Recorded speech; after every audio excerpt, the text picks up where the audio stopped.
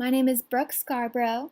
Today I will be applying the Precede-Proceed model to the condom use study that we were first presented with in Unit 2.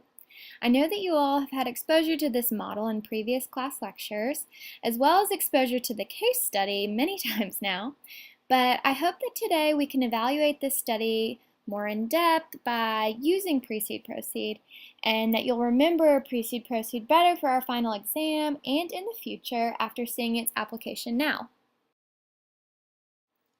The case study report is entitled Key Components in Planning, Implementing, and Monitoring a Behavior Change Communication Campaign that Increased Condom Use Among Male Clients of Sex Workers in Southern India. The authors are Dana Ward and Risha Hess, and the study was funded by Avahan India AIDS Initiative of the Bill and Melinda Gates Foundation and was carried out by Population Services International. The goal was to reduce HIV incidence by increasing consistent condom use among the population of heterosexual male commercial sex clients. And this was all done in southern India in about 100 different towns. And India is especially in need of an intervention like this because it houses about 10% of HIV cases in the whole world. And back in 2006, this was about 2.5 million people. The study was incredibly successful, and it showed that from about May 2006 to May 2007, there was an 18% increase in consistent condom usage during commercial sex. And so this is a really huge increase and very significant. So what did they do to make this happen? Population Services International began by collecting survey data on health beliefs about HIV and condoms, and then they organized these beliefs based off of whether a person answering was a consistent or inconsistent condom user. This data was analyzed, then packaged into 4 different health belief messages that were to be dispersed in the different interpersonal communication methods between the researchers and the community. Precede-Proceed is an expansive model created by Green and Kruder in the 1970s, designed to help guide the creation, implementation, and assessment of a health behavior program. The Precede portion of the model is an acronym for Predisposing, Reinforcing, and Enabling Constructs in Educational Diagnosis and Evaluation. This portion correlates to the events and factors that precede the intervention. The Proceed portion stands for Policy, Regulatory, and Organizational Constructs in Educational and Environmental Development, and occurs after the intervention. I have a quote here from our health behavior textbook, Health Behavior Theory, Research, and Practice, and I thought it summed up well truly the purpose of Precede-Proceed, and that is that Precede-Proceed promotes an in-depth understanding of the community or other population or target audience and its needs, as well as both the proximal determinants of health and quality of life problems. So Precede-Proceed has all these different phases that we'll go through, and they're all important to creating and evaluating a health behavior program, but it starts with identifying the true needs of a community and going to them and discussing with them what they need, what they desire, what health outcomes they would love to achieve. So this is really at the heart of what Precede-Proceed is. Phase 1 of the Precede portion is the social assessment. A social assessment is important because it creates a relationship between the community and the research group. One of the primary goals of the social assessment is to determine the needs of the target population by figuring out their desired outcome of the project, and this can be done through interviews, surveys, questionnaires, etc. Once the needs and desired outcomes of the community have been determined, Phase 2, the epidemiological, behavioral, and environmental assessment, begins the examination of the health behavior statistics surrounding a specific issue. This helps researchers develop a long-term quantifiable goal. Phase 3 of the program is the educational and ecological assessment. And in this phase, researchers determine the behavioral and environmental factors that put people at risk for the identified issue. And then knowing these risk factors, this helps the researchers select the appropriate theory or theories to use to develop the program. Lastly, we have Phase 4, which is the administrative and policy assessment and intervention alignment. And in this stage, this phase, we are actually putting together the official intervention with funding, hiring employees, and determining the specific goals and the impact that we want the program to have. It is really important that we have plenty of solid data from Phase 2 on this level to back up our plan. Now on to the proceed phases. In Phase 5, we are ready to implement the program that we have created. This entire portion should be well documented so that we can evaluate it, which brings us to our last 3 phases where we evaluate the process. Are we doing what we originally set out to do? Evaluate the impact. Have any of our factors changed, and have we changed any factors?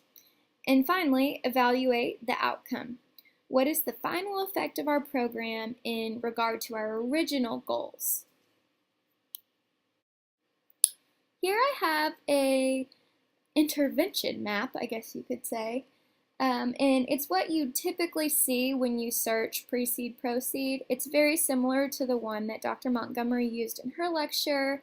It's not exactly the same. There's always little variations, but I think it's still a good guide to help us trace the creation and implementation and evaluation of the program.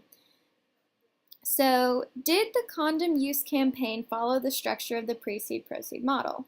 Well, in many ways, yes. We can see clear examples in pretty much every phase of the Precede Proceed model in the planning, implementation, and evaluation of the behavior change campaign. Let's look at the phase correlations specifically. In the development of the program, the researchers used data to identify hot zones and also the populations most vulnerable to contracting HIV.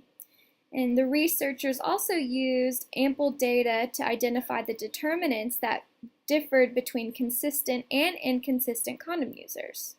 So this is a clear example of the epidemiological phase. Phase 3 of the model can be seen by the use of many theories, including the health belief model, the theory of planned behavior, social learning theory, and more. These theories helped identify the health beliefs and other determinants that would later be used to create the surveys that would ultimately help sculpt the health belief messages dispersed during the intervention. Phase 4 can be seen in the period right before the intervention, where the belief statements are being packaged into street theater performances and then pre-tested. And also at this time, a large staff is burgeoning and being trained to deliver the intervention. The evaluation phases occur soon after the initiation of the intervention. During the implementation, an equation was developed to help depict how many people were being reached at the time of the intervention.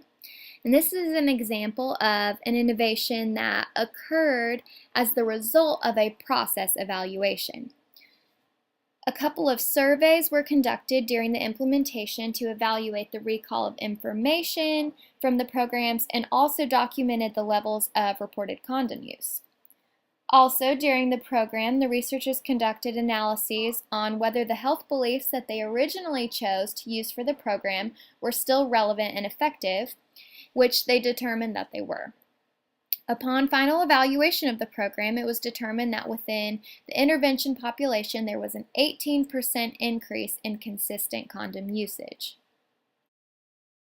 As I mentioned earlier, the condom use study closely aligned with methodologies in Phase 3 of Precede Proceed, with the use of established theories like health belief model, the theory of planned behavior, social learning theory, and the theory of reasoned action. It is important to use established theories in this stage and in any intervention because theories have been empirically tested and have been proven effective, and they are the evidence that we use to sculpt and back up our plans of action. With a study that deals with such a serious subject like HIV and AIDS, and it has so much funding invested in it, and it intends to reach thousands and thousands of people, it is important to have the guidance of theory to stabilize your work and provide a more direct path to your goal. Overall, I was pretty impressed with how well this study aligned with the precede-proceed phases, but I do think that there's one area that this study was not quite aligned, and it's a pretty important area, but I have a couple of ideas to why it might have been that way. So the primary difference that I could see was the lack of input from community members about what issues they felt like needed to be fixed. The target audience was heavily involved in the planning phase when the researchers were trying to determine which health beliefs to use to create the message. And then the community members were obviously very engaged in the intervention portion, but I did not see any part in the study where the researchers consulted the communities on what they felt like needed to be addressed. And I know that the Bill and Melinda Gates Foundation does a lot with HIV/AIDS in research and intervention.